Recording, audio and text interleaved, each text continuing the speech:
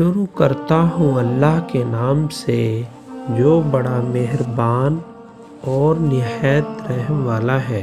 خدا تم پر رحم تو کرتا ہے ہر شخص کی اصلیت دکھا کر، مگر مسئلہ یہ ہے کہ تم خود ہی رحم نہیں کرتے ہو۔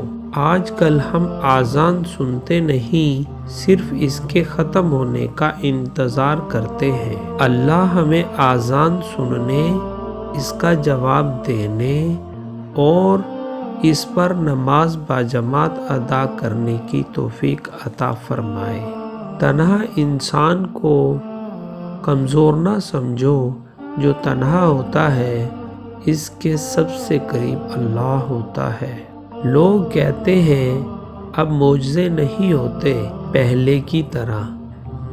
میں کہتا ہوں معجزے تو ہوں گے، پہلے تم پاک زبان سے سچے دل سے مانگو تو صحیح۔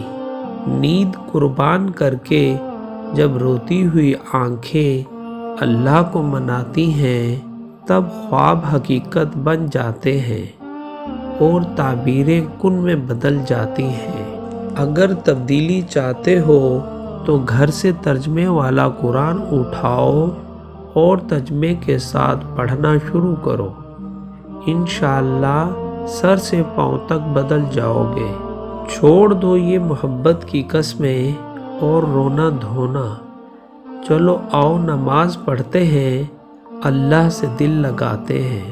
سجدہ دل سے کیا جائے تو وہ سجدہ دل میں سکون پیدا کر دیتا ہے۔